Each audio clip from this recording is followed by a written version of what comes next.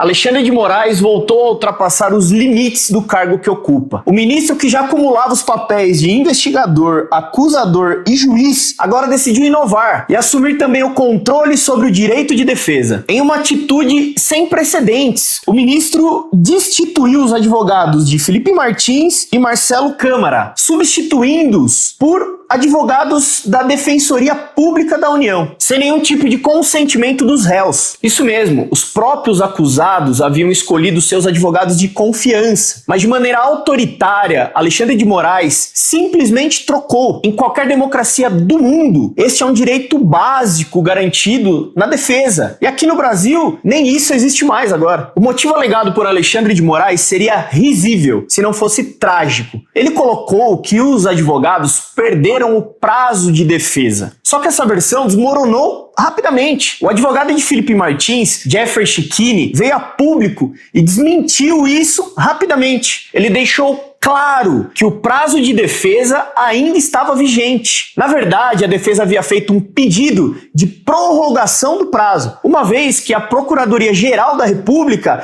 inseriu novos elementos no processo após a fase de instrução. Um movimento completamente irregular. Só para vocês entenderem, a instrução é o momento que se produz as provas no processo. Após finalizada a fase de instrução, nenhuma prova pode ser adicionada mais, sem que esse processo seja reaberto. O PGR, percebendo que não havia nenhuma prova contra Felipe Martins, resolveu improvisar e inseriu documentos fora do prazo. Toda acusação até agora é sustentada pela delação do Mauro Cid, que disse que Felipe Martins teria participado de uma reunião. Mas a lei é clara, a palavra de um delator sozinha não pode servir como base para uma condenação. Mas mesmo assim a PGR insiste. E quando os advogados de defesa questionaram esse absurdo da PGR incluir novos documentos após a fase de instrução, o ministro Alexandre de Moraes, como se dissesse: vocês estão querendo se defender demais, então estão fora do processo. Resolveu punir quem justamente estava denunciando o que estava de errado. E Felipe Martins reagiu com dignidade. Escreveu uma carta solicitando que qualquer cidadão brasileiro tem direito de definir seus advogados. Então pediu que fossem mantidos. Ele foi direto. Ele disse que não queria a Defensoria Pública. Queria que fosse mantido o advogado Jeffrey Chechini. A Defensoria Pública é uma instituição respeitável. Porém, convenhamos, nos dias atuais, esse é um processo político. Você pedir para a Defensoria Pública, que responde ao Estado, defender esse tipo de processo,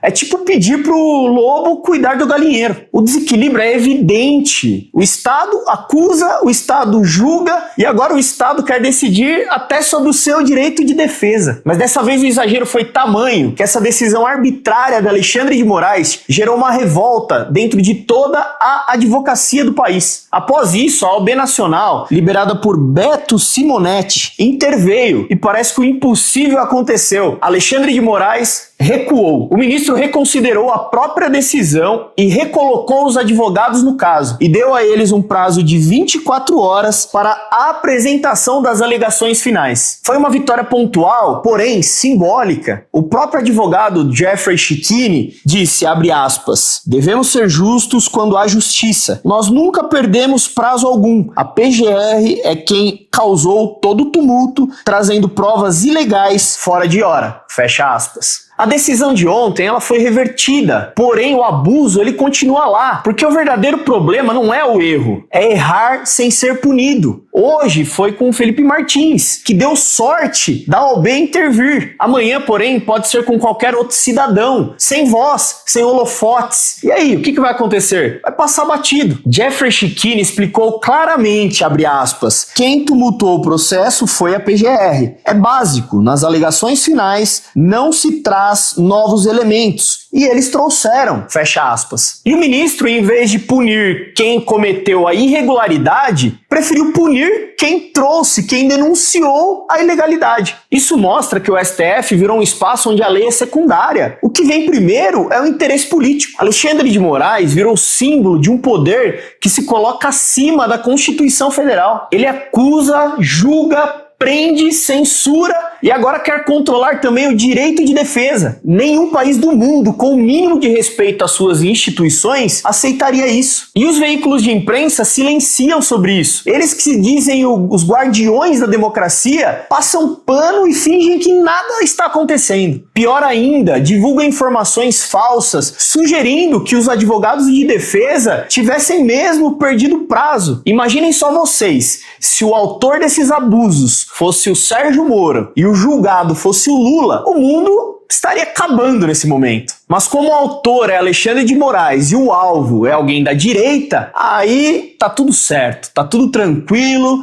e ninguém vê nada. É a hipocrisia institucionalizada. A liberdade de expressão e a legalidade só valem para quem tem a narrativa correta. No caso, a narrativa da esquerda. A verdade é que o caso de Felipe Martins revelou o colapso da justiça brasileira atualmente. O STF não é mais o guardião da Constituição. Ele é o agente da sua deformação. Moraes governa por despachos. Ele transformou o STF num verdadeiro moedor político. O Estado Democrático de Direito, na verdade, virou uma monarquia de toga, porque através da vontade de um único homem, ele faz tudo e ignora qualquer regra. Hoje, os advogados de Felipe Martins voltaram ao caso e vão realizar as alegações finais no prazo. Mas essa cicatriz permanece. O que aconteceu expôs ao mundo que a justiça brasileira virou uma máquina de intimidação, uma linha de produção de sentenças pré-prontas movidas por interesses políticos. E o mais preocupante é perceber quando tudo isso parece que está sendo normalizado. Moraes voltou atrás dessa vez, mas o estrago já está feito. A confiança acabou, as instituições estão falidas. E o povo do Brasil já percebeu, a justiça no Brasil hoje não é sinônimo de verdade, é sinônimo de conveniência. E quando a justiça escolhe um lado, quem morre não é o advogado ou o réu,